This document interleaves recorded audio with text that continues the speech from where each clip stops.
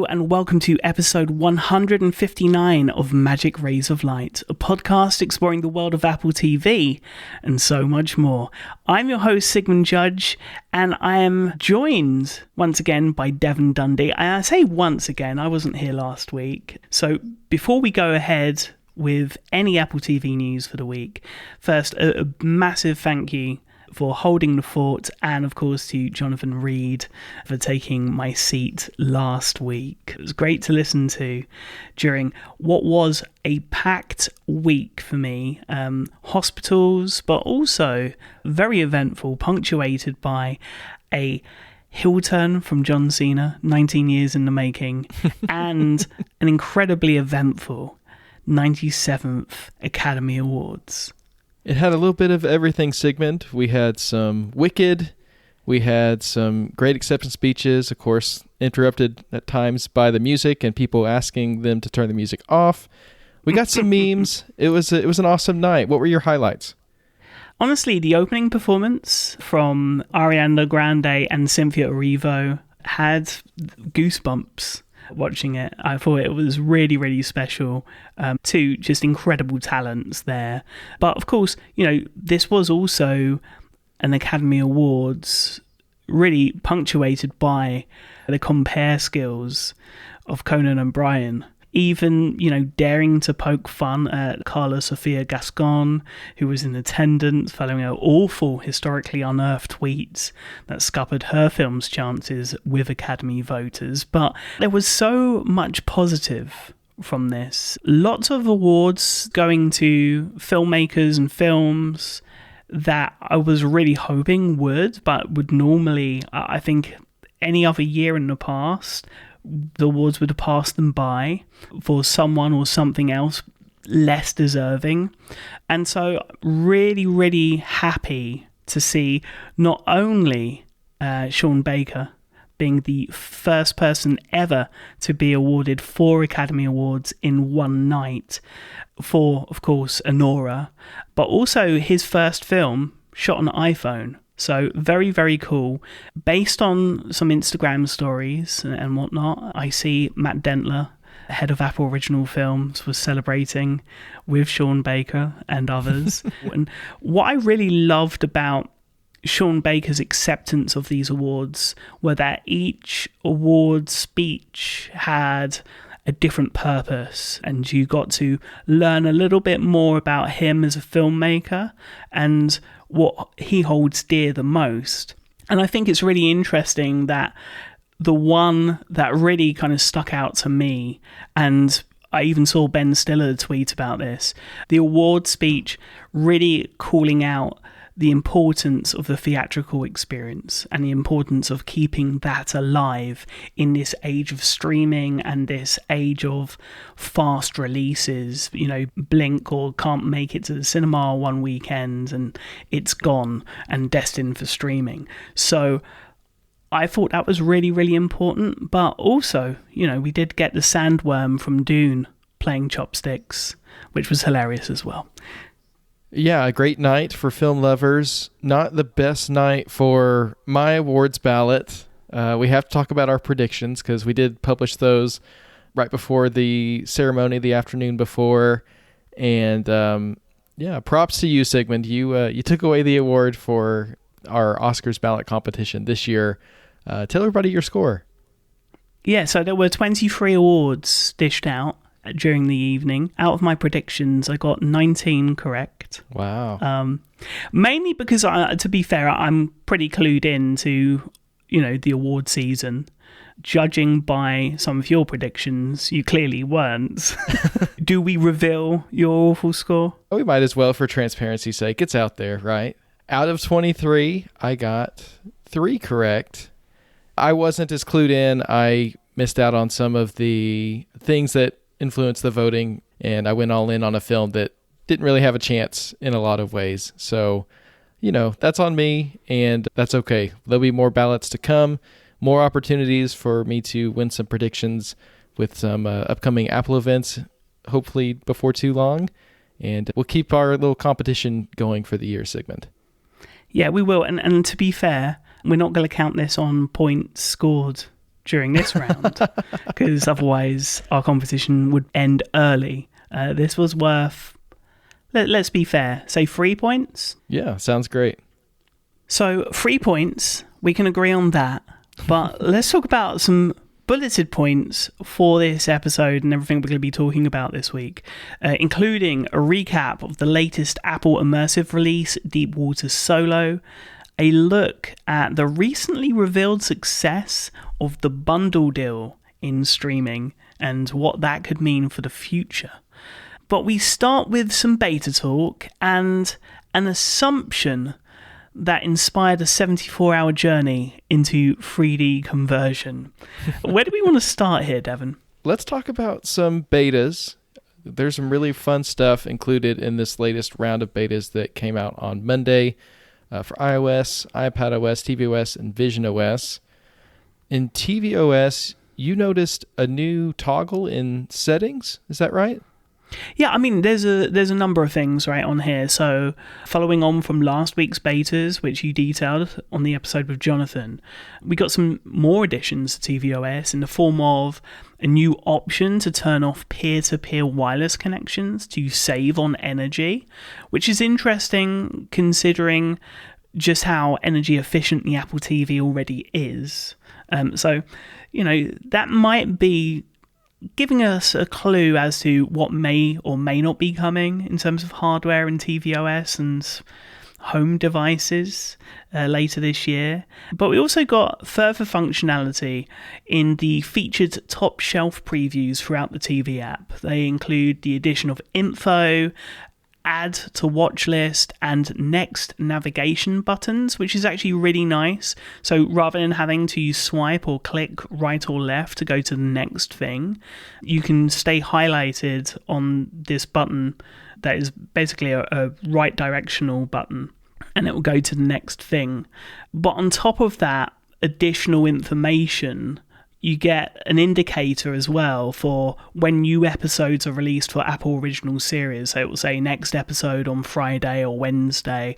And if it's a new series or it's just a standalone film, it's going to have that new indicator there as well. So very, very cool. I like it. I also like that this additional function just adds a little bit of something to third-party streamers in the TV app and their content as well. Nice and easy, just a very one-button press, and hopefully that will add more value to that featured carousel at the top there, which we bemoaned at first, but as more functionality and more use comes from it, I'm starting to be won over after, 2 years? Yeah, it's been some time. I think the idea of on-screen navigation buttons is also just an interesting concept. Kind of curious if we'll see those pop up in other places. But yeah, anything to make that featured row easier to navigate, easier to get to the content that's most relevant to you, and also adding more context for why that stuff is there. I think that's a good thing. I'm still not totally won over on the featured row, but this is definitely better than what was there before. On top of that, Devon, we also got in the tvOS code something that was found by Aaron Peris, which shows Apple's ChatKit framework included in this release. That framework, of course, designed for handling SMS, iMessage, and MMS. So either we're seeing a major step in a different direction on Apple TV, or the rumoured home device is getting even closer. So I think we got 2 clues there.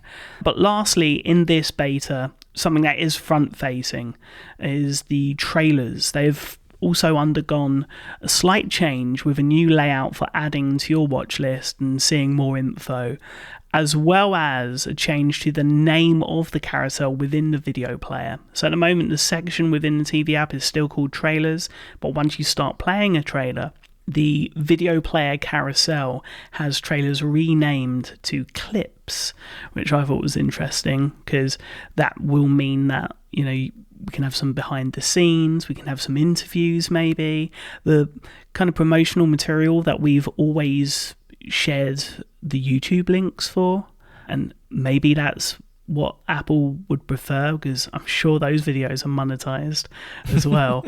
This could be an expansion of how they deal with not only promotional material for Apple originals, but also possibly a further indicator for a new layout for iTunes extras. One of the kind of big misses for Apple Vision Pro has been, for me as a movie lover, and that being one of the main reasons, and media consumption being one of the main reasons that I love my Apple Vision Pro, the lack of iTunes extras on that platform is a big miss. But then iTunes extras is set out in a lot of cases like a DVD menu, the old school, and maybe that doesn't jam well with Vision OS and all of the different things going on there at the same time.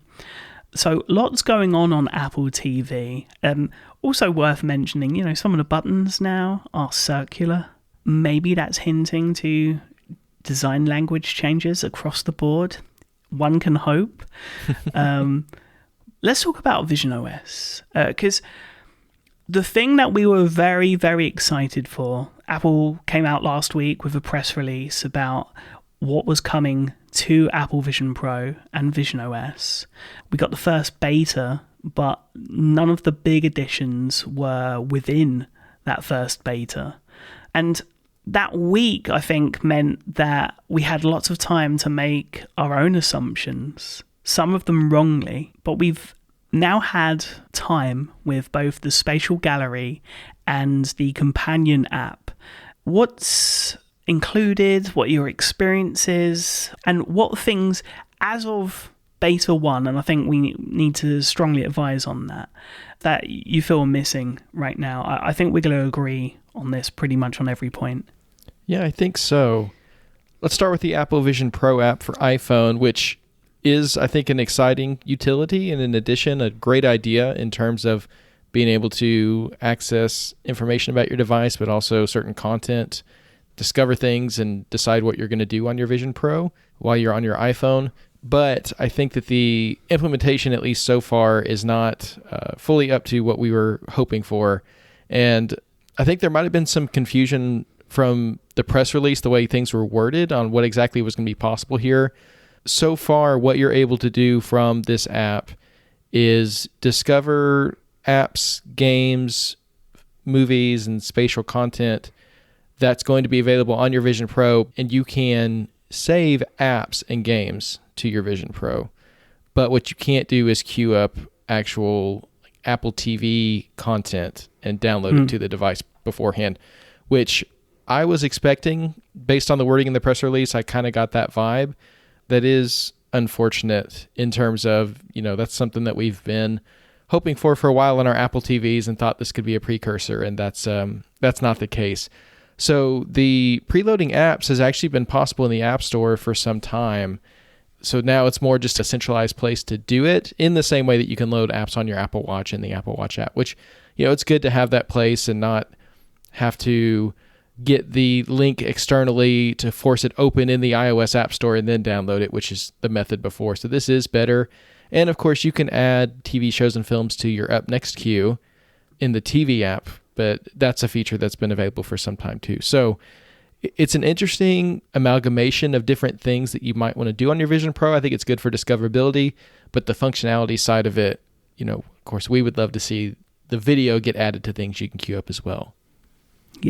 Yeah, I mean, the big thing that they were trying to tackle, I think, was more the guest mode stuff, right? And making that process a lot easier. We've shared a hint in the past about airdropping from the TV app an immersive film to the Apple Vision Pro whilst your guest is wearing it. And that's been a nice, quick way of getting them to that content. The positive is, of course, you can choose what apps are available without having to set it all up, take the Apple Vision Pro off, then pass it over to your guest and go through all of that ordeal. So that's nice, and it simplified that process. The thing that I still wish for is I just want the experience that we've all experienced now in store with an Apple retail employee.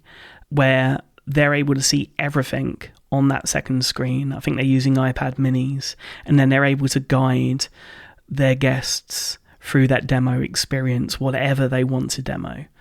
And I honestly don't see what the limitations are there. As Jonathan last week correctly pointed out, no one is going to want to watch a version of a film or even an immersive film in this like tunnel vision that is displayed on these second screens when you're in store. So I'm really hopeful that something can be worked out. I'm really hopeful that we do get downloads down the line, especially for immersive videos, which take up a lot of space and take quite a while to download. And I do think that will come eventually, just like iTunes Extras to Apple Vision Pro. But we want to mention it, because if we don't mention it, these things just get pushed further down the to-do list, right? Well, we also want to take our victory lap when they do come and, say that we may not have caused it, but we predicted it at least, right? Yeah. Let's talk about the spatial gallery. We were both incredibly hyped about this. One aspect in particular, but looking at it, what did you think? First, what is it? And what are your overall thoughts? Yeah, it's a little collection of various spatial experiences that you can have on Apple Vision Pro. Some of them videos, some of them photos. And I think what I was really interested in was how it would all be presented. Would there be like collections and lists? And so far, no. It's just a single horizontal gallery that you just flip through as you go. And then there's a favorite section so that you can save ones to go back and revisit later. But it's not organized into any kind of list view or like searching, things like that so far. And, for just starting off with the content that they have so far, that's probably fine. But I think over time, you're going to want categories at least, for travel, TV, different types of things. But there's definitely a huge variety of content in it so far for this first beta round, which isn't even available. I imagine there'll be even more when it comes out publicly. But right now, it's a horizontal little gallery of some nice spatial things that you can check in and zoom in on if you want to and flip through. And yeah, it's just a fun way to experience some different spatial content from various sources on your Apple Vision Pro if you want to. What did you think of your first experience with it so far? It's all very bite-sized. And it all feels like, it felt like going through Instagram a little bit, in the sense of here's a teaser of something that you can enjoy the full version of. And it didn't really feel like anything within it really set itself apart and really felt valuable, other than like a teaser for something. Immersive video for me is always going to be the be-all and end-all. Spatial is very, very cool in terms of the photo conversions, and hopefully, who knows, we might get video conversions into spatial videos this year with the OS updates that are announced at WWDC. That's a hope. That said, I was just kind of flipping through all of the different things. Some lovely spatial photos that were shot on iPhone. Very, very cool. I think the standout for us when we were looking at everything that was going to be made available in that little preview from Apple was the behind the scenes for Apple Originals like Shrinking, Severance, and Disclaimer. 2 of those are live in this beta. Whilst we assumed they were going to be video, they are in fact photos. And very, very cool. We should get to see the lighting setup. You get to kind of make out the cameras that were being used. And that was very, very cool. But it is, probably about 30 seconds of enjoyment. And then you move on. And I guess I do even question, were these shot spatially or were they just converted after the fact? Because there wasn't really anything about the composition of these shots other than, I think, one Severance shot where it really felt like, okay, this was shot specifically to show off as a spatial photo in this setting. So maybe we will get some video, and maybe, this is, again, This came out just this week for the first time. It's not even available to the general public yet, unless, of course, you're a developer or you've signed up purposefully for the public betas. So I want to give a little bit of leeway. But if this is what it is, I'm disappointed for now, but there's definitely potential here. Definitely. And it'll be interesting to see how this develops over time, just as, Apple's still figuring out what people liked to do on their Vision Pros and what kind of content they're looking for. So I think this will change quite a bit, possibly even over the beta process. So far, yeah, some neat things to check out and some potential for the future. You talked about the question of were those photos actually taken spatially or not. I think that brings up an interesting, I don't know if it's a problem for spatial photography, but it is like something to keep in mind that the conversion process for spatial photos is so good and so just a solved problem at this point with Vision OS that you could almost mistake some of those converted pictures for things that were actually taken spatially originally, because it just does such a good job of adding that dimensionality to those photos. So yeah, I couldn't tell personally one way or the other. And we've talked about our hope for that to come to our personal videos, maybe with Vision OS 3. But I know you've been experimenting with trying to make something like this happen early and getting videos converted from 2D to 3D. I've had so many questions as you've been sending me little teases throughout the week, but I've tried not to ask too many because I know that you wanted to talk about it here. So tell us about your experiment with converting video from 2D to 3D and how you're using it. Yeah. I mean, honestly, I was inspired by the announcements that Apple threw out in terms of, spatial video. And I thought, if we're able to do this so quickly on Apple hardware with their software, with the photos, and hopefully, again, we get that with video somewhere down the line, is this a viable thing for movies and TV shows? I am someone that really, I always loved the idea of 3D, but I always found myself more fatigued than anything when watching a film like, I don't know, James Cameron's latest Avatar film, which honestly wasn't that great, but the visuals were incredible. And the 3D experience has become such a rarity theatrically these days. Whenever it's available, I try to check it out. Then, of course, we got the launch of Apple Vision Pro and the ability to see 3D, 4K, both eyes in incredible frame rates. And it looked like the experience I'd always hoped for in the home or even theatrically. It just beat out everything that was available. But then, at the end of last year, I went to the Dolby Cinema with my friend. We saw a film that I didn't necessarily think it was that great, Transformers 1. Animated film, a lot of fun, but we saw it in the best cinema I think I've ever stepped in, the Dolby Cinema in Leicester Square, and we got to see it in 3D, and it was the best 3D experience I've had, even, I'd say, equaling, if not surpassing, the experience of Apple Vision Pro. And so, whilst a lot of people have given up on 3D as a format, I haven't. I thought 3D was dead. In a lot of ways it is, but it's kind of challenged me to look at things again and wonder, actually, with most of these films being released today in 3D, they're not being filmed in 3D, they're being converted, and they look great, provided you've got the right playback hardware. And I think that was always the downfall of 3D. And now we're at this point where everything looks amazing. I wanted to step into this. And, the problem is, of course, there isn't a lot of 3D content available, right? Even on Apple Vision Pro. I think Wicked, Deadpool, Disney are really pushing it. But not much from anyone else.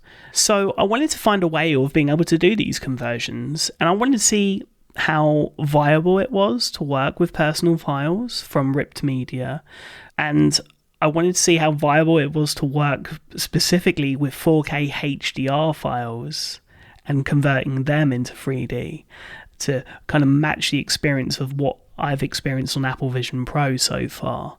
And I also kind of wanted to know, would it actually be any good after the time staking process? So I spent a lot of time this past week kind of staring at a screen whilst other things in my personal life were going on with health and stuff. And it was a long staring session, Devon.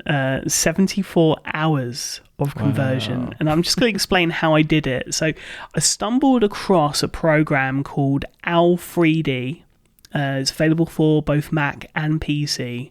And it comes in 3 flavors. So your starter is available to everyone, available for free, comes with unlimited AI-powered 2D to 3D conversion, 360-degree photos and videos can be also converted to 3D, 1080p HD resolution, enhanced detail rendering, and an integrated 3D subtitle burner. Very cool. Then you've got the Plus version, which is $6.99 per month if you buy annually, and it adds to that list unlimited video length, batch processing capabilities, video resolution up to 4K, and fast re-export, which is helpful because, as I just said, something that I tested took me 74 hours, and I don't know if I got all the settings correct. We'll get into that and deep dive into that in a moment.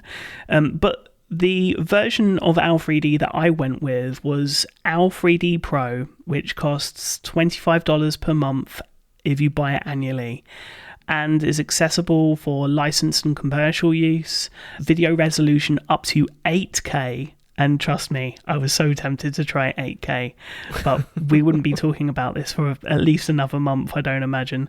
And then also, a variety of different output options, along with compatibility with ProRes and HDR support.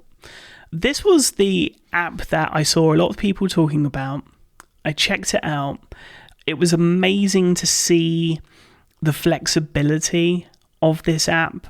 I think especially for Apple Vision Pro, there are certain apps where you can play back a 2D file, press a couple of buttons, and it's going to convert to 3D on the fly. Very, very cool. Mixed results to the point where I wasn't even sure it was worth enabling 3D, in all honesty. Very clever nonetheless. But Owl3D allows lots for me to mull over. You can adjust the 3D pop-out levels, you can select from different AI profiles, you can ensure the frame consistency, and you can also enhance input frames for more accurate results and less ghosting. There's a conversion process which will accurately separate the objects on screen and is able to identify the relationship in terms of space and depth. Very, very cool there. And again, there's support for various 3D formats such as MVHEVC, which I believe is the format that the developers out there developing for Vision Pro are using. Side-by-side, top-bottom, anaglyph, RGBD, and Apple's spatial video as well is available here as an output format, which is cool, but not as cool as, for me, side-by-side, which really worked well. So you got your video clip, the original 2D that you were going to convert. You got your settings all set in Owl3D to begin that conversion process. Were you expecting it to take as long as it did? And I guess what was it doing that whole time? Well, first off, the hardware, right? And the video. The video that I chose the opening sequence for Severance Season 2, this famous sequence that took 8 months to film with the FX3 and I believe the Burano from Sony. Very, very cool sequence. And I thought, this is going to be perfect for 3D. So knowing how long this is going to take, I thought, 2 minutes 40, that'll be fine, right? This will happen pretty quickly, and what it gave me for a 4K HDR file was a predicted time of 74 hours, so just over 3 days. I was running this program on a M1 Max 14-inch MacBook Pro with 32 gigabytes of RAM, and I ran it 4K HDR side by side. For a full TV episode, probably like 11 days. along those lines. So there's a lot of resource going into this, and it is literally, once you've chosen all of your settings, and there's so many to go through, that I went on L3D's Discord and had a look to see what other people's settings were, and just copied them and thought, let's see how that goes. Because some people have shared, demos of what they've been able to figure out. Very, very cool. I think the moment on Friday night that this finally finished exporting, I checked it out, was blown away, and shared it with a number of people. Was really surprised how easy it was to share, because the file ended up being just 90 megabytes, which means that I either did something wrong or did something really well by happy mistake. I can't quite make it out. That said, Devon, in terms of playback, let's talk about playback from Vision Pro first and your experience. And then we'll talk about how you could play back 3D on Apple TV, even though there's no official route just yet. Maybe in the future when Apple do bring out their Apple television. We've been waiting years and years and years for. One can hope. But in the meantime, I watched this on my Vision Pro. I use the Cine Ultra app, which great app, very easy to use. I loaded up the file. I selected the side-by-side left and right option for playing in 3D. Otherwise, I was just watching both the left and the right sides separately. So once I got that setting right, I hit play, and it really was just a very seamless experience, and it didn't feel at all like a clip that had been converted after the fact. Watching Adam Scott run through those hallways of Lumen that we've seen so much of, but to be able to portray it in a new way was very impressive with that whole sequence. But seeing it in 3D, it's just even more impactful as he's, you see the depth of the hallway as he's running down it. Those corners coming at you as they're taking them so quickly, it gives you even more appreciation, I think, for the camera operator during that sequence. And of course, Adam Scott himself, who, running that much, I can't even imagine. There's a small part of the sequence where the camera gets away from Mark and kind of gets ahead of him and then has to turn back around and meet back up with him.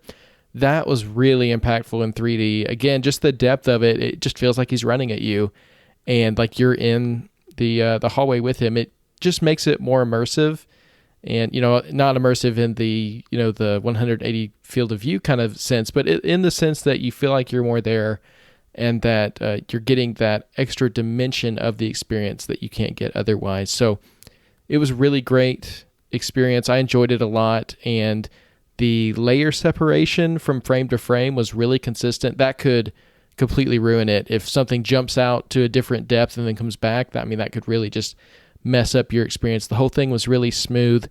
The only spot I would say where I could kind of tell that it was converted, and this is just one of those things that's been a problem for photography and videography, trying to separate layers from the beginning of, I guess, Photoshop maybe, or maybe further back than that, is hair. And especially Adam Scott's hair. He's got great hair, and it's just flowing as he's running. And it's hard to tell, especially for a computer, okay, what depth should this particular strand of hair be at any given moment? And so it gets a little blurry there and not quite clear exactly where that particular part of the picture is supposed to be plane-wise. But other than that, I'd say if you're not paying like pixel peep kind of attention, the entire thing was a great experience, and definitely made me want like a 3D version of some of these Apple originals, or really just anything that you're watching on Vision Pro. If they could throw in a 3D option, I think it works so well, and it's so seamless at this point with the hardware that it just feels like a part of the TV and movie watching experience that I want available as much as possible. Yeah, with hair, I think that's just an issue that 3D has in general. If you have a look at a lot of the finished films, even from Disney and their conversions, you'll find that that's one of the key issues that they have. So I'm not saying that this is up to the standard of the tools that Disney are using, but it's very, very close. The next thing that I want to convert and try is Kendrick Lamar's Super Bowl halftime performance. I think for live music, that kind of thing, this is going to look amazing, especially for older concerts, actually. Looking back, I'm thinking of Oasis and Nebworth, Nirvana, some of their earlier concerts, I think would look amazing in 3D as well. So it's definitely something I want to check out. And, this particular sequence from Severance, I thought really lent itself well to 3D. So I'm glad you kind of got it. It's funny where the sequence ends with just being over the shoulder of Mark as he's surveying the empty room that was the wellness room. Just that still right at the end where this clip finished rendering, I was like, okay, this actually could look really good with, over the shoulder shots like that. So, maybe I'm going to have to check out like a Darren Aronofsky film like The Wrestler or Black Swan or something like that and see how that looks as well. So, yeah, I'm pretty blown away by this. Now, for those that don't have Apple Vision Pros and maybe want a shared 3D experience like they've experienced in theatres, whether it's the old 3D or it's the newer amazing 3D in the Dolby theatres like I've experienced, there are ways of doing it. The main caveat for Apple TV playback is you're going to need a display that's capable of outputting 3D. Unfortunately, a lot of televisions now just don't have that as an option. I think the last ones to really offer it came out in 2017, 2018. There are older bulb projectors that you can still pick up from the likes of Epson, like the 6050 UB and the 5050 UB before they switched to laser, that offer 3D. The JVC NZ7 also offers 3D as well, so that could be an option for those interested in projection. For those that don't have the space but love big screens, of course, you've got the ultra short throw projectors as well. A lot of the ultra short throw projectors seem to be going into the 3D space, which is promising. And, should this format gain popularity again, maybe we'll see 3D make its way back to televisions as well. But the main thing here is you've got the display.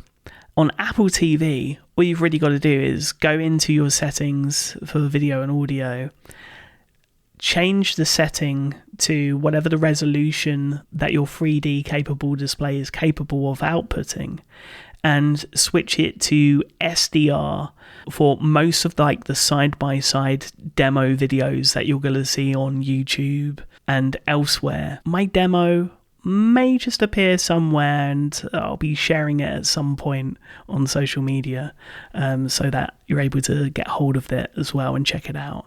But basically, once you've changed that one setting on Apple TV, then it's literally going to the settings of your projector or your TV display and switching to side-by-side 3D, not doing the auto 3D because that's normally a conversion. And you're away, Bob's your uncle, Fanny's your aunt. You're off to the races. I don't know how many other ways of putting it, but yeah, 3D. I didn't imagine I'd be saying this in 2025, but I genuinely think it's still got a future. Yeah, that's been kind of one of the big twists with Apple Vision Pro, I think. I don't know that anyone could have predicted that, but as that technology gets into different form factors, and I feel like other vendors are starting to get onto the 3D video as well for VR headsets, then I think we could be seeing it come back around, and I would love to see it not only for movies but also for TV shows as well. So we'll keep our fingers crossed, and in the meantime, I can always go back and enjoy Adam Scott running through those hallways, Sigmund. Yeah. And, if you've had hands-on with this software and you try it after listening for the first time and you come up with a better batch of settings, do share them with us, either on social media or by emailing the show magic@macstories.net. today, as we record this, Apple did release 2 new iPads. So I don't think you're going to be converting 3D video on these iPads, but if you're in the market, definitely check these out. You've got the new iPad Air with M3 chip. Of course, it comes in the 13-inch and 11-inch variations. I think this is mostly a speed bump, but it also remains at the $799 and $599 starting points for those two sizes. And it comes with the option for a new Apple Magic Keyboard for iPad Air, which starts at $269 for the 11-inch version and $319 for the 13-inch version. So that's $30 cheaper than the iPad Pro Magic Keyboard. It's an interesting little device. Got some trade-offs there. No backlit keys. A couple of niceties that were kind of taken off. But this is the first Magic Keyboard just for the iPad Air, which is kind of cool. Makes it very clear what it's for. And it's backwards compatible with the M2 iPad Air and going back a couple generations before that. So that's cool to see. Apple also announced a newly updated entry model iPad with double the starting storage and the A16 chip, which doesn't come with Apple Intelligence, but still starts at $349. Both of those are available to pre-order now, with delivery starting next Wednesday, March 12th. Very, very cool. I want to talk about apps now. One of those apps, available on everything, right, including these new iPads, but specifically for us, Apple TV. Channels is an app that I tried a little bit of, really enjoyed, allowing you to mix your digital media with broadcast media.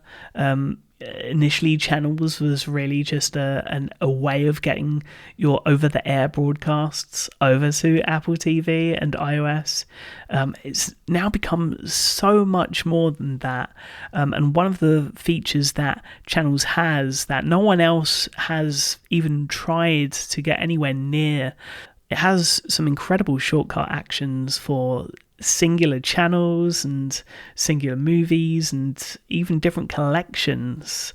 And that collections option is something new with this update that's just recently come out, with support for Dolby Vision playback, organizing films into franchises, and giving users easy access to upcoming show airings via the guide, or a on now view, which is new to the app. I wanted to mention Channels just because of the amount of work that they've put into their apps on Apple platforms, available elsewhere as well, but really, whenever there's a new tool available for developers, they seem to be enhancing the experience of their app day one. Yeah, Channels, I've heard really good things about it. I haven't tried it myself. I need to install an antenna, see what that life is like in terms of mixing that with my digital, because I've heard really good things about it. I know John Voorhees is a fan of Channels. He's actually the one who mentioned this update to me. And yeah, it looks like a great update and an app that's continually improving. And keeping that guide alive for the digital age is something that we talk about quite a bit, and this is one of those apps that certainly does that. Yeah, we'll be talking about that idea very, very soon. Plex have announced the upcoming discontinuation of the Watch Together feature in a statement that reads very much like, "We know you love this feature, but we're axing it anyway because it costs too much." And the removal of this SharePlay-like feature is one of a number of new changes that may be cause for concern, I think, for Plex premium lifetime subscribers. There's a lot of changes happening at Plex, and there seems to be a lot of change in terms of the restructuring of the company as well. I think it's interesting that a lot of apps, including Plex, seem to be moving away from this idea of watching together digitally over the internet. And I wonder what that means for SharePlay, and whether that means that Apple should be maybe promoting it. Yeah, I think this is an opportunity for Apple to really push SharePlay. I mean, it's a great feature. It integrates with a ton of different services, but of course there's always more that could be integrated with it. And it's on so many devices. I think discoverability can sometimes be an issue. People may not know that it's available on their device.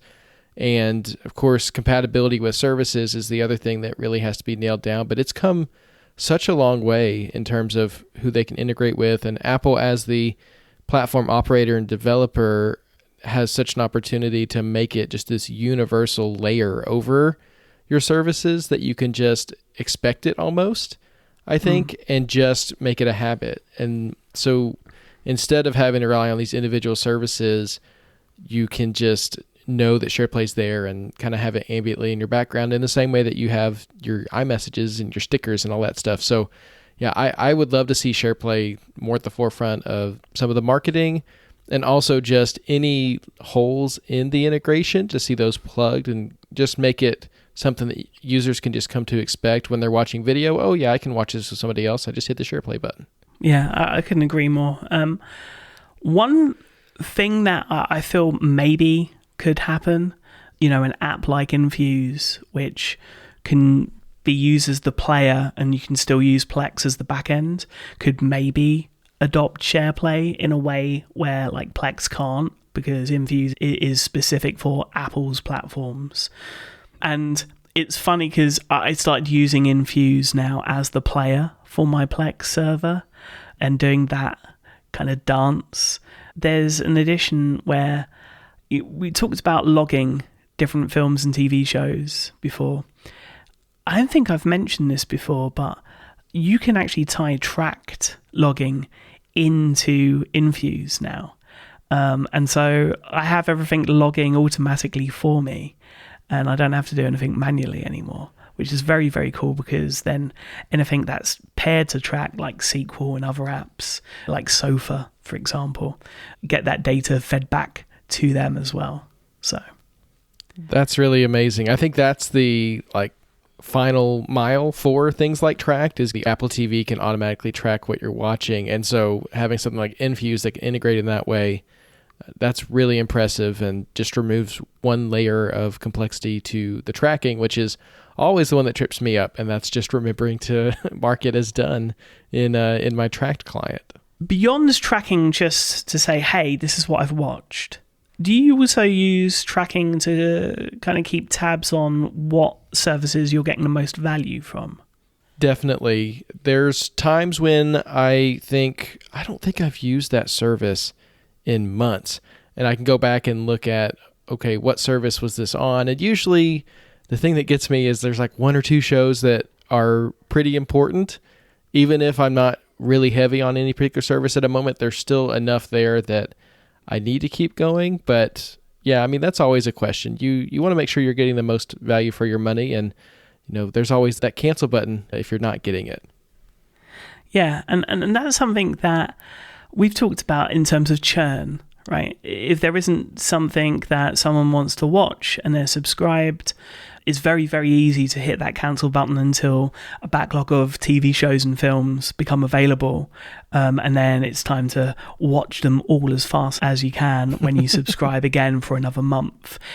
It's an issue that a lot of streamers have had for a long, long time. And it's crazy to think that, well, at least a couple of companies are seeing success in eliminating the churn with bundles.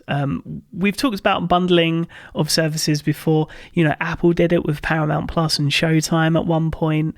But the companies that have really taken advantage of this are Disney and Warner Discovery, pairing Disney Plus and Hulu with Max in that incredible bundle that was available. And the thing that they found, which I thought was really, really interesting, was that by offering this bundle, because you're more likely to find something to watch between all three services, you're less likely to hit the cancel button because you've got that good deal, right? According to Deadline, Disney and Warner Discovery are crushing it in terms of subscriber retention because of their bundle. 80% of 1.6 million bundle customers were still subscribed 6 months later, in comparison to 55% retention on single subscriptions across the industry, which is actually huge to think 45% are cancelling, month to month. That's a problem, right? It really is. And it's one of the things that streaming has just really brought upon themselves. There was a time when you signed a contract for your cable company and you didn't move until that contract was up, and then usually they'd offer you a deal and you'd sign back up, and that was it. But with streaming, it's so easy month to month. They've tried annual subscriptions, which some people really like and take advantage of, but they've just had so much trouble keeping people from pushing that button. I didn't realize churn across the industry was as high as 45%. That's wild to me. But being able to get it down to 20 with that bundle is really impressive. I think the issue that Disney and Max are going to have to tackle now is how to get that bundle in front of more people, because 1.6 million, that's a good number, but I'm sure they'd rather have a lot more people signed up for that. So promoting that bundle and really using that as a way to keep people locked in. I mean, it's worked for me. I haven't even looked at Max, Disney, or Hulu since I signed up for that bundle, and I won't be. They're just they've got my money for for quite some time now, and I think it works great for subscribers because you get a good deal and you've got this full variety of things to watch, and it works for the companies because they've got more consistent income. And as you're talking about churn, it reminds me of the episode of The Office where Michael Scott gets asked, is it cheaper to keep a current customer or find a new one? And Michael says, trick question, they cost the same. And it's like, no, actually, it's a lot easier to hold on to who you have. And that's what these bundles are aiming to do. I think also from a strategic point of view, it's very, very clever in the sense of, I think if you have a look in the coming months, what's releasing across Disney, Hulu, and Max, every week across the three, there seems to be a new series making its debut or returning. And never does there seem to be a week where there's a big series dropping on both services at the same time. So they're strategically scheduling their releases in a way where they really have, a spot every week amongst the three of them. And it's probably a very, very clever way in terms of, having a service that's sustainable, right, over amount of time.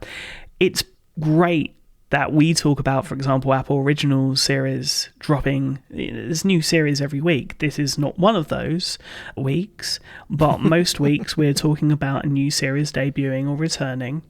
And you wonder how long you can actually, keep that up.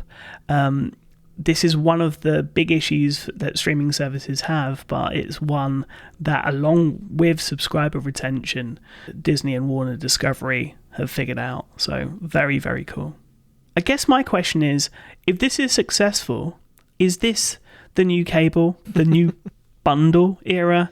And if so, do we see Apple going down the bundle route, or could they maybe even offer like discounted rates as add-ons to Apple One for other services that they partner up with?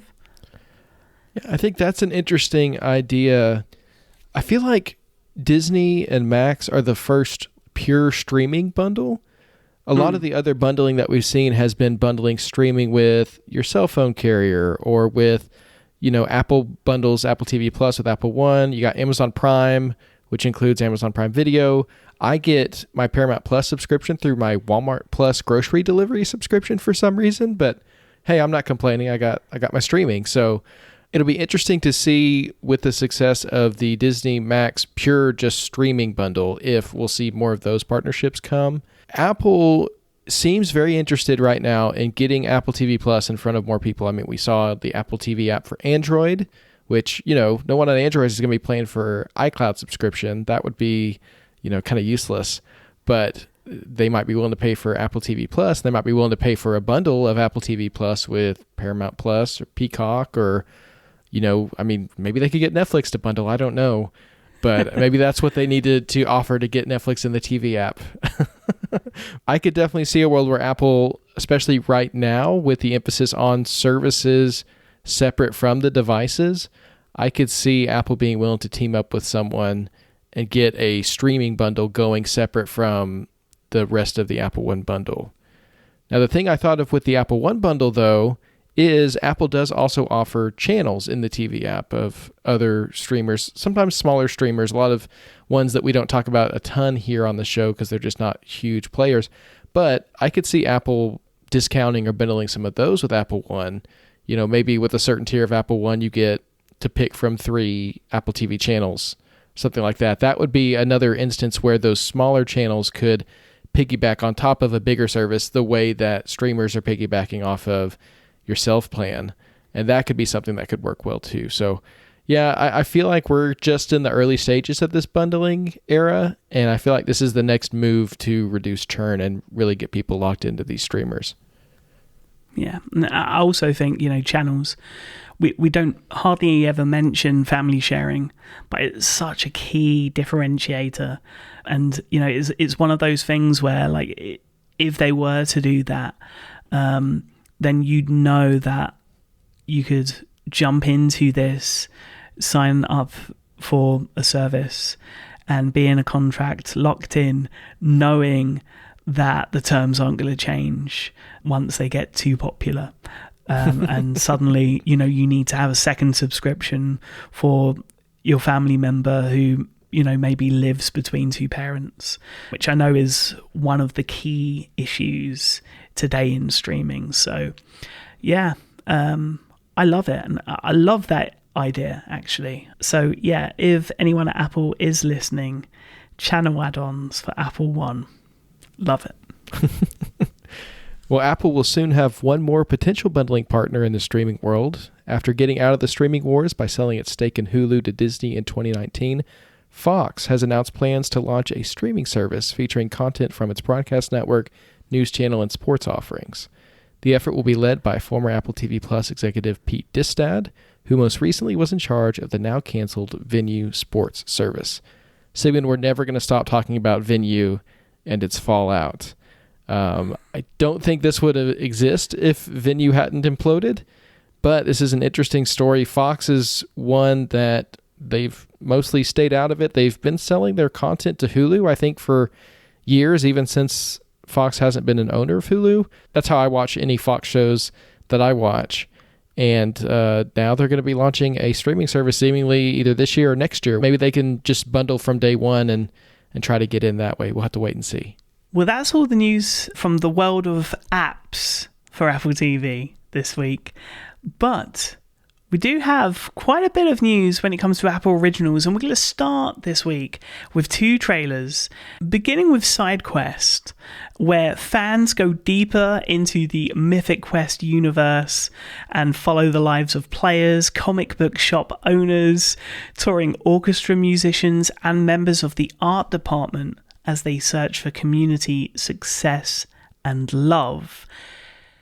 Devon, you got to check out this trailer. So did I. I'm going to be very tight-lipped during this little discussion because I've had the opportunity to see all of the episodes already.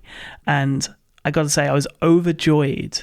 If you've ever loved the standalone episodes in Mythic Quest for the 3 seasons that we've had so far, and I think the standalone episode is just about to air for season 4 this week, I think you're going to be absolutely blown away by the format for this. Devon, I've already kind of hinted during our conversation of Mythic Quest just how excited I am for all of the side quests in this little anthology series.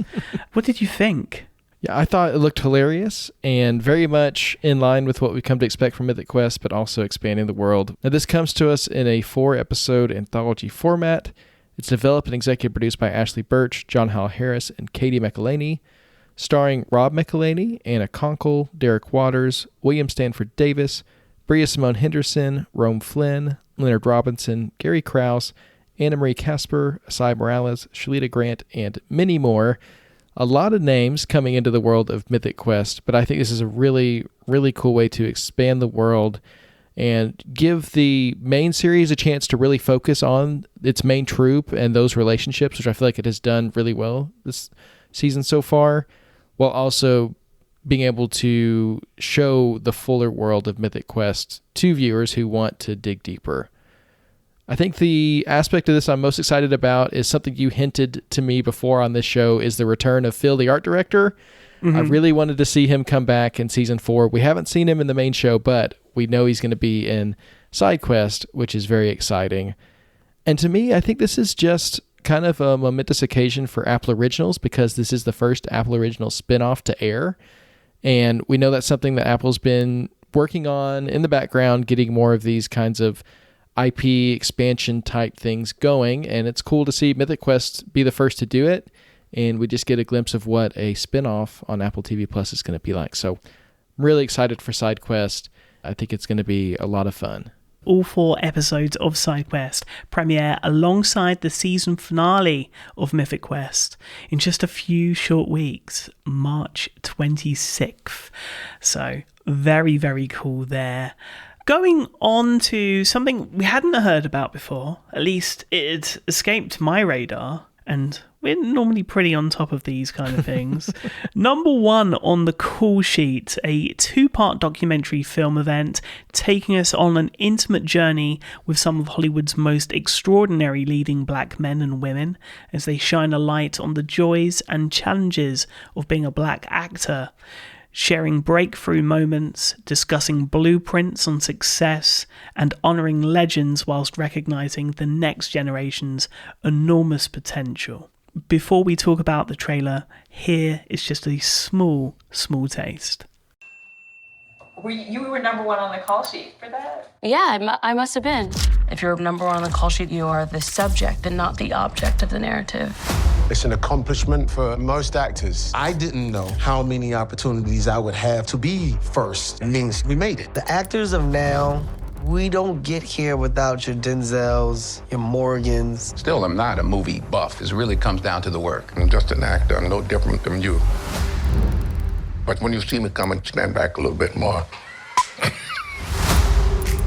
Where are you at? You're constantly ranking yourself. There is something wonderful about being able to navigate that and still feel like you aren't giving up who you are. It was very important to me to learn early in the game how to do everybody's job. Now I have flashbacks. They got me having flashbacks. Like, damn. Show people there's more to me than meets your eye. If I'm being transformed, the audience will be transformed. That man call us a minority. I ain't taking nothing minor. I'm major, bro. This is produced by Jamie Foxx, Kevin Hart, Terry Turner, and Dan Cogan, split into 2 documentaries: Black Leading Men in Hollywood, which is directed by Reginald Hudlin, and Black Leading Women in Hollywood, directed by Shola Lin. This is really, really interesting. Just the names included in this trailer.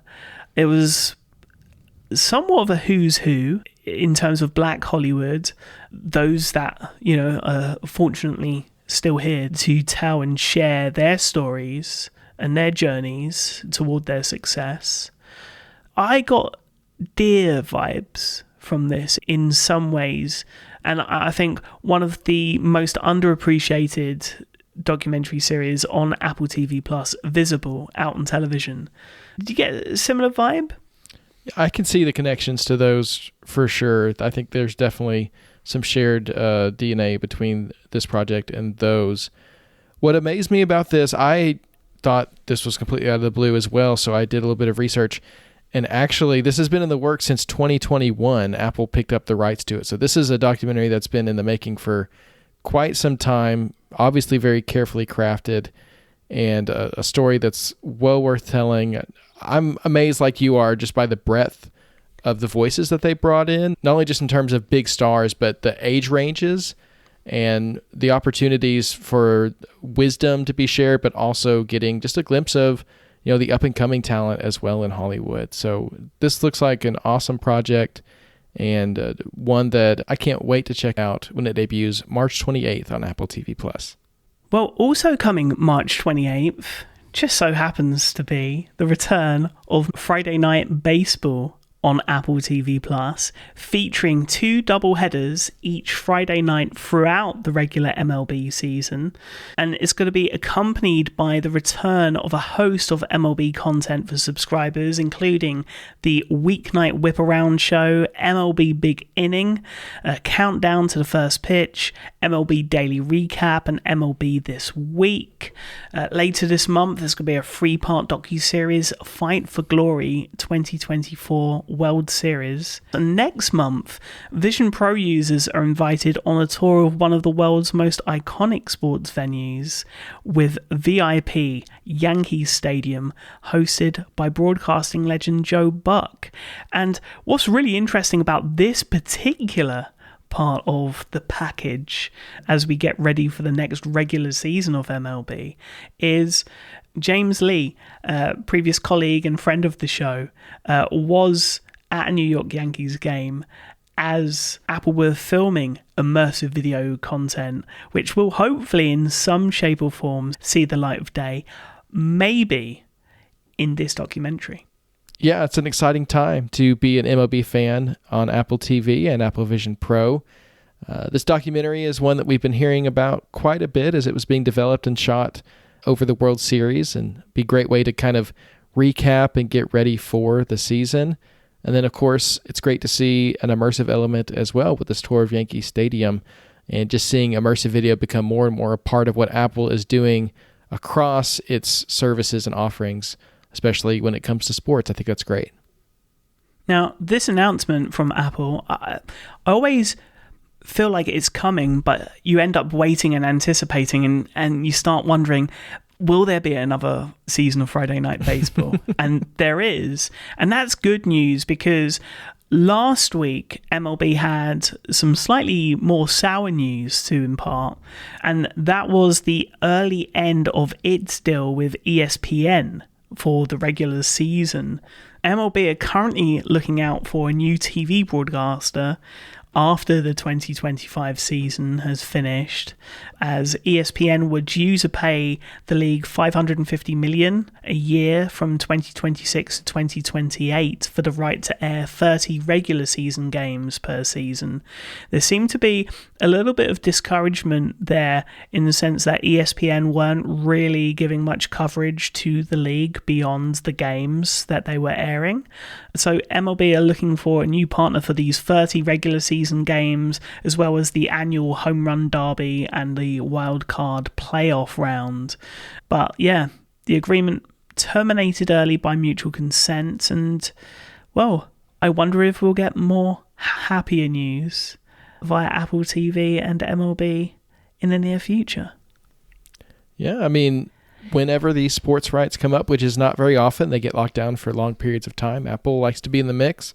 And with Apple and the MLB having such a good relationship so far with Friday Night Baseball, I could definitely see them taking on 30 more games and kind of expanding that slate throughout the week, which would be great to see. We talked about Apple Immersive Video becoming kind of an element as part of these bigger releases from Apple. And our next big release is going to be one that includes this as well. Coming May 30th to Apple TV Plus is a new documentary event, Bono, Stories of Surrender. Based on the musician's one-man show and accompanying memoir, the film features Bono as he pulls back the curtain on a remarkable life and the family, friends, and faith that have challenged and sustained him, while also revealing personal stories about his journey as a son, father, husband, activist, and rock star. Along with never-before-seen exclusive footage from the Beacon Theater shows, the film features Bono performing many of the classic iconic U2 songs that have shaped his life and legacy. And here's the thing that excites me the most about this news, Sigmund. It sounds interesting just from the top, but the documentary will also be released in Apple Immersive Video as the format's first feature-length film exclusively on Apple Vision Pro. Bono's Stories of Surrender hails from Radical Media and Plan B Entertainment and is directed by Andrew Dominic, and an abridged and updated version of Bono's memoir will be released alongside the film. So this is all very exciting to me. I mean, the documentary itself sounds interesting. It sounds very much like the kind of project that Apple TV Plus would be interested in. I mean, long history between Bono and Apple and U2 as well. So that sounds great. But the fact that the immersive element here is not a bonus feature It's not a segment of the documentary. It is a fully immersive version of the documentary in full length. That is what really gets me pumped about this. Makes me really just antsy to see what a full-length feature in immersive video looks like. And I wonder what a feature-length film in immersive video is in terms of length, right? Because the Beacon shows were, I think, 3 hours, 10 minutes each night, which is insane. So I can't imagine it's going to be that long. But I do wonder what it will be in terms of length, and if there will be a differentiation between the 2D version and the immersive version. And if so, how is that going to work? Are we going to see the same shots in immersive as 2D? Is this a conversion one way or the other? Are we going from immersive to 2D conversion?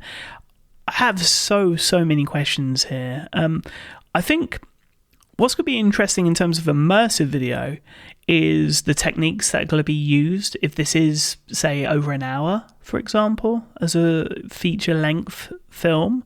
What techniques are used to avoid viewer fatigue, which is something we haven't really had to comprehend up until now. I think the most we've gone is 15 minutes. I'm interested in checking this out twice in 2D and in immersive video, and it's going to be interesting to see how we do cover this. But yeah, very, very cool. I look forward to this just being automatically downloaded on my Apple Vision Pro, for sure. Yeah, because that feature will be added by May 30th, right? Yeah, well, it wouldn't be the first time with you two. Oh man, let's move on from the U2 jokes. Talk about a big renewal for Apple TV Plus, at least one that I'm really pumped about. Where's Wanda has been renewed for a second season on Apple TV Plus, consisting of 8 episodes. Alongside the announcement, we also got a synopsis for season 2, which reads, "The Clatts are back. Just as they thought their lives were finally returning to normal, their daughter Wanda is caught seemingly red-handed standing over a dead body. They will need to do everything in their power to prove her innocence and avoid losing her again, as their investigation to find the real murderer takes them into the criminal underbelly of their sleepy suburban town. But will their quest to protect their family get them all out of trouble, or ultimately lead them further astray? And can they find out the truth of what happened on that fateful day before it's too late?" Now, I was a little bit of a slow burn on Where's Wanda Season 1. It took some time to grow on me, but by the end of Season 1, I was like, okay, we have to have a Season 2. And of course, you never know with these kinds of things how it's going to go. We don't know the numbers and all that. So I'm really excited that this is being renewed for a second season. I'm excited to get more time with the Clatts. And this sounds like just a very Where's Wanda kind of setup for a second season that makes a lot of sense to me. So I'm excited about this one. What do you think? I'm just excited to see the continuation of more German language originals continuing on Apple TV Plus. We're going to see more and more international flavors pick up, as they have been, but a lot of it's been, Spanish language. There's been a few French language series as well. I'm all for it. I was surprised to see a renewal of Where's Wanda because I thought we'd finished the story. So I'm very, very interested to see what challenges they overcome in reintroducing us. But of course, the talent involved in the show are very, very well known in Germany. After all the casting news in recent weeks, we finally got a first look at Anya Taylor-Joy and Drew Starkey in Apple Original Limited series Lucky, which began filming in Las Vegas just this week. So very, very quick to get out those first looks, and I love that they did that so quickly. Of course, there's a planned move to Los Angeles for further shoots, and as always, the first looks that were shared we will link in the show notes as well. Apple has also given a series order to Maximum Pleasure Guaranteed, a 10-episode half-hour dark comedy series from creator David J. Rossen, directed by David Gordon Green, and executive produced by Simon Kinberg, Audrey Cohn, and Brad Dourif. The show will star Tatiana Maslany as a newly divorced mom who falls down a dangerous rabbit hole of blackmail, murder, and youth soccer. So very, very interested to see how they combine all of that. Very, very intrigued. But another bit of news that I was very intrigued by from last week's episode, the changes going on in development for Foundation beyond this next season. Yeah, last week we discussed David S. Goyer's announcement that he and most of the creative team behind Foundation would not return for the show's 4th season, which I was disappointed by, just a little trepidatious about how exactly that's going to carry on. And of course, the 4th season hasn't actually even been ordered yet, so we're talking about a hypothetical anyway. But this week, Deadline revealed that Skydance has tapped Ian Goldberg as Foundation's new showrunner, overseeing the Season 4 writer's room, which is currently at work in anticipation of an official renewal. Goldberg previously served as the co-showrunner of AMC's Fear the Walking Dead and collaborated with Goyer on writing the pilot for Sci-Fi's Krypton. Another note on Goldberg's previously worked on was one of my favorite shows, Once Upon a Time, with Edward Kitsis and Adam Horowitz. That's one that I enjoyed a lot, so that gives me a little bit of confidence in the future of Foundation with Ian Goldberg at the helm. So, of course, I think we're sending our best wishes to him and the new team as they're figuring out what the future of the show is going to be.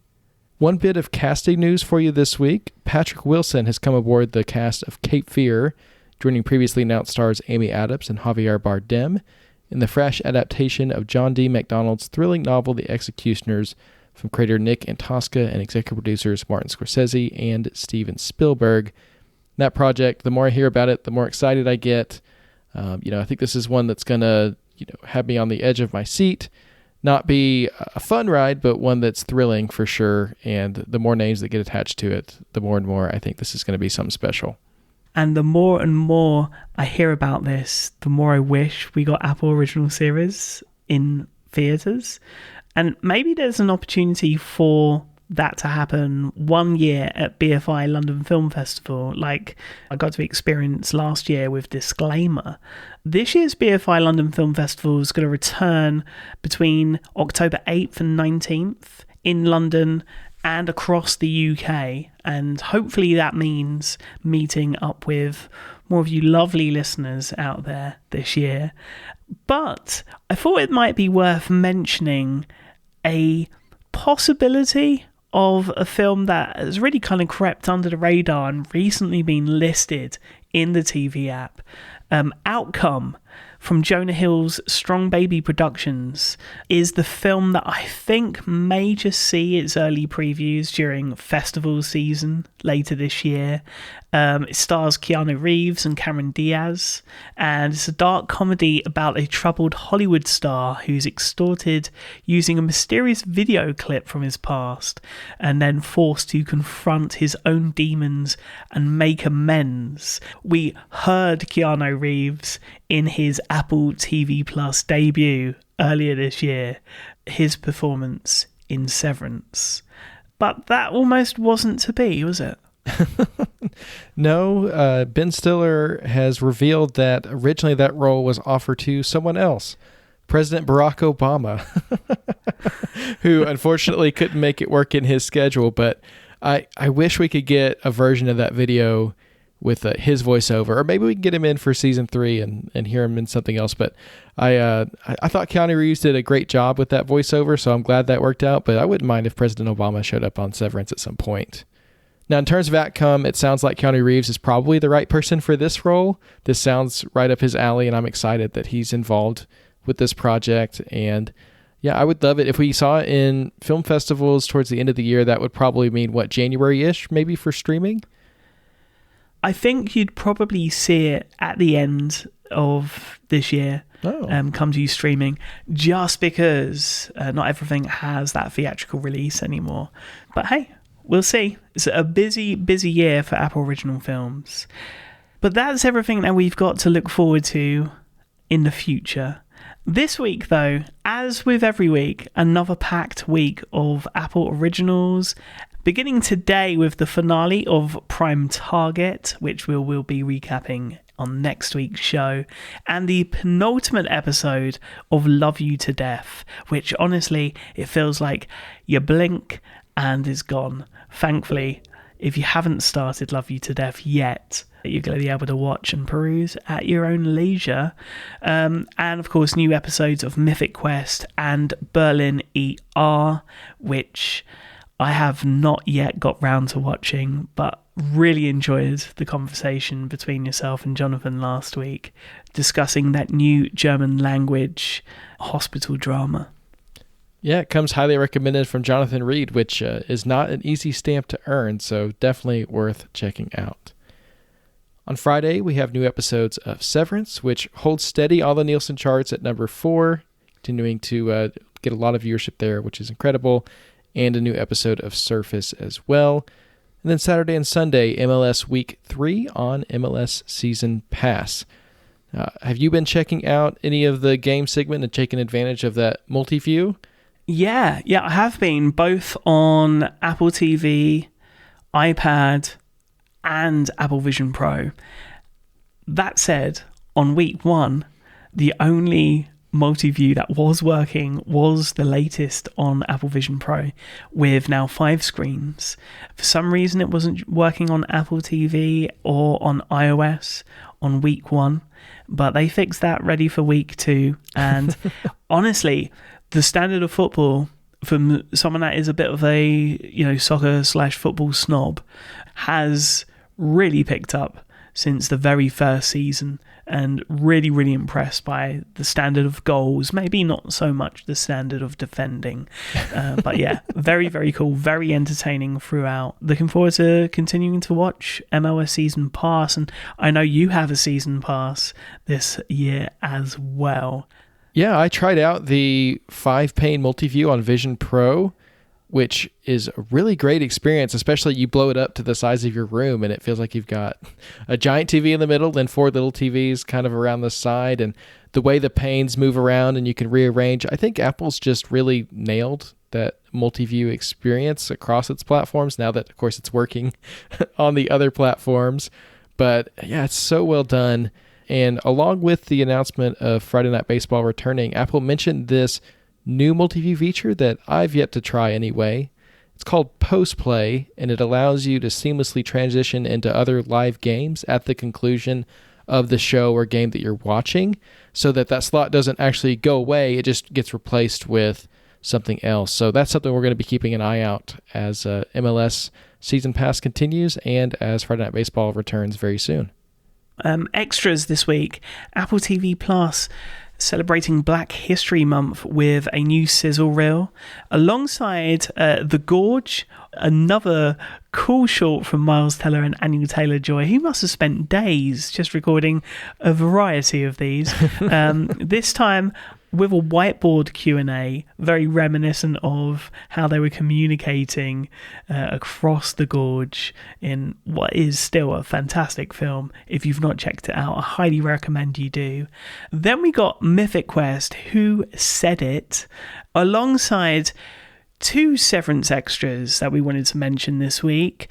Inside the episode 207, really, really interesting takes there. But if you want something a little more longer form, a conversation I found this week with Jessica Lee Gang, the director of episode 7, talking with the Go Creative show.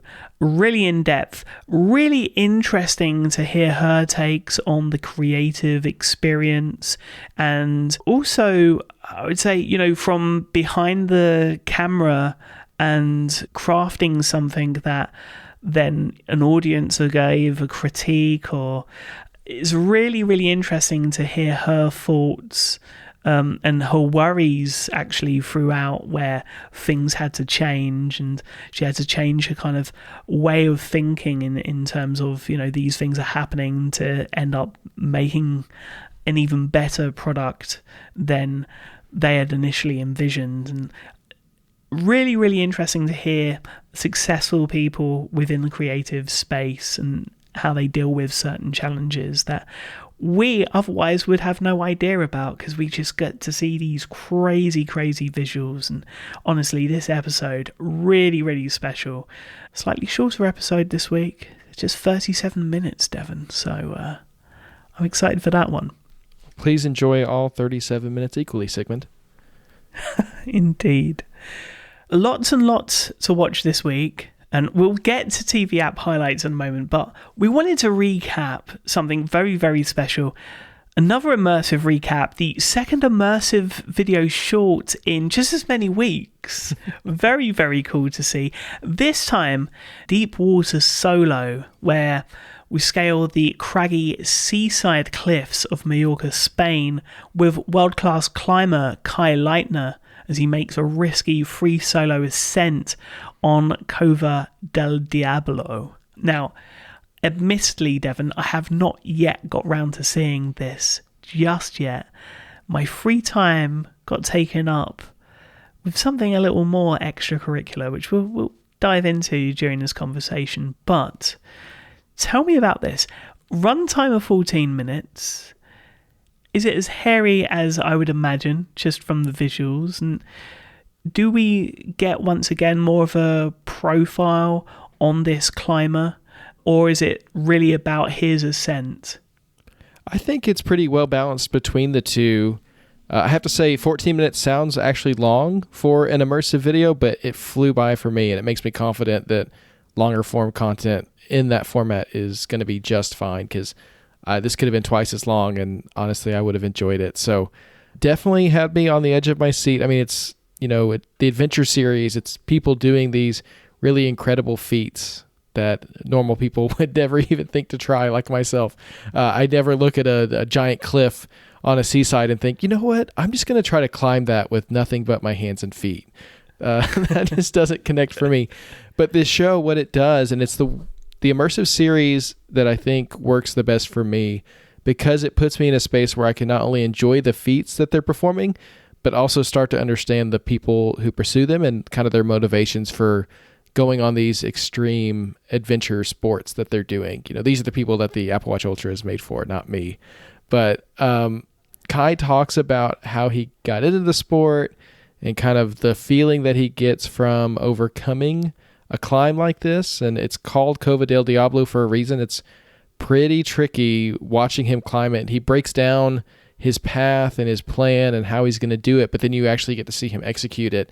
And it's touch and go for sure. And it just makes me appreciate the things that people can do when they put their minds and, their bodies into these things. And it really is just pretty incredible to watch. And of course, seeing it immersively, it feels like you're just like standing on a boat by the seashore watching this happen, which is cool. The element to this one that I think was probably new for immersive video, at least that I've seen, and I thought was really touching, there's a family element to this particular one where we get to meet Kai's mother and manager, Connie, who is actually there the entire time throughout the climb, encouraging him, giving him tips, and just kind of being there to, be with him throughout this attempt that he's making. And I thought that was really sweet, getting to see their relationship, not only as mother and son, but also their relationship, professionally working together in this field and pushing him to accomplish what he does. So it's an experience that it's thrilling watching the climb, of course, but the story behind it I find just as compelling, and I thought the balance was really well done. The other thing about it that really struck me, and I try to be aware of this as I'm watching these things, sometimes I get so sucked in that I have to think about it after the fact or on a second viewing, but I was amazed by the creativity that goes into getting these action shots, because you only get one take, right? He's not gonna try to climb it again. It's this incredible feat. You can't be like, oh, can you go back and make that move again? But also crafting these stories through the cinematography and the editing and the shots that they're able to get. It's a new format. It's still being explored, but I'm just blown away by the creativity that goes into that and just what they're able to accomplish with it. I'm interested, when we saw like the first adventure, which was the tightrope walking, I wondered how many times they had to do that in order, because there are so many different angles, right?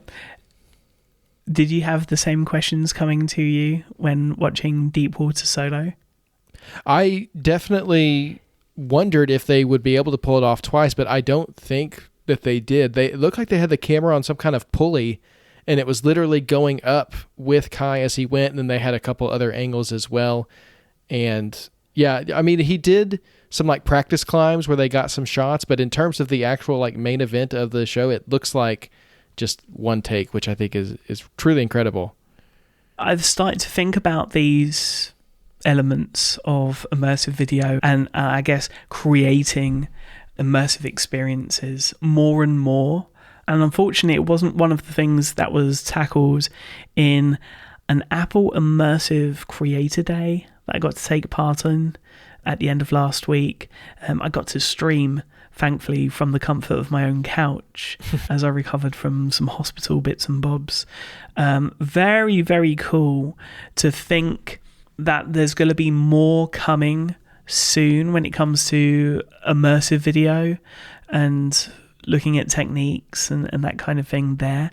But one of the things that was really interesting and is something that I think as we continue to watch more of these immersive videos going forward and taking part in more immersive experiences is the kind of rules in which Apple would like you to play by, you know, and the things that they want you to think about when creating, especially with regard to, you know, putting someone in danger straight away and making sure that you establish safety and the world really before throwing someone in the deep end. Forgive the phraseology when we're talking about deep water solo.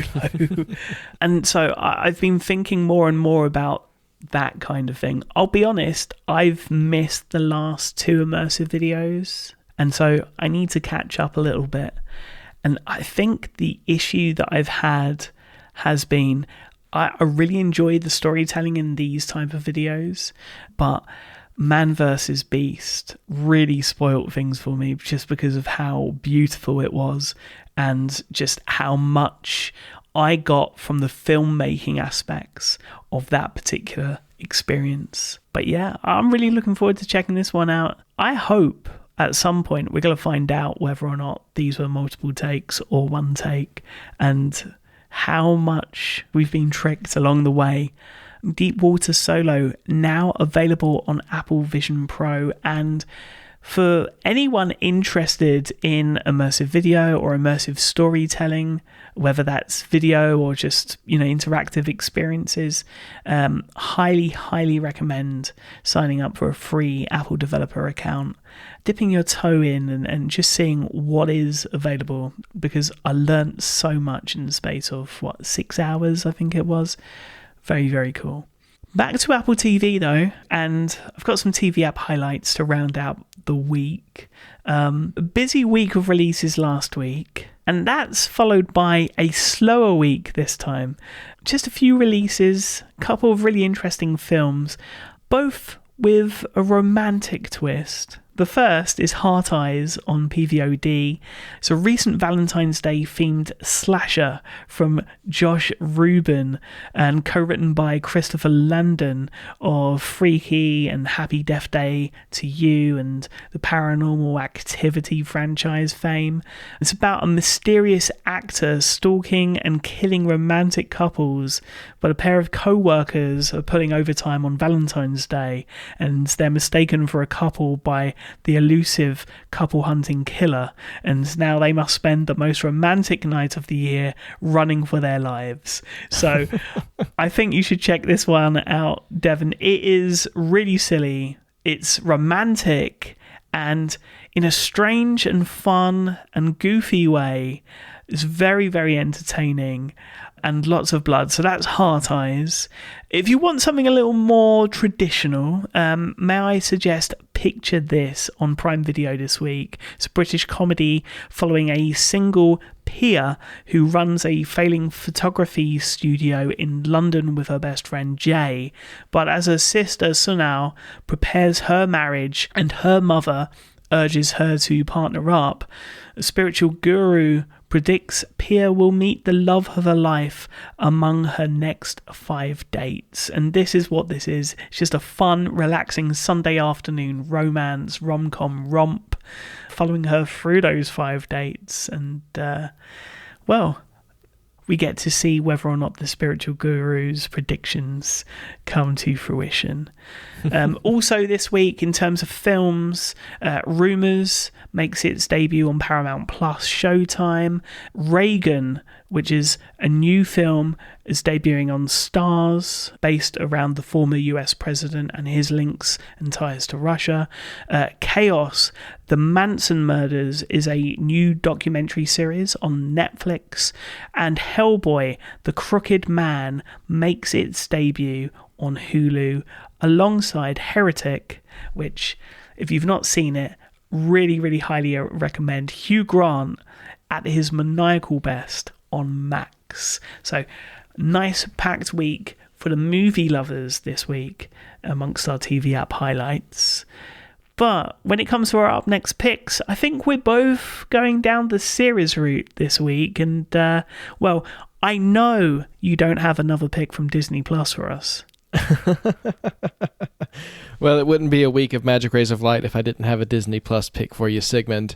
My pick comes to us from the MCU. It's Daredevil Born Again, the return of Charlie Cox to the role that he played on Netflix for a few years back in the day when Disney and Netflix were friends. And when that deal fell apart, so did the series.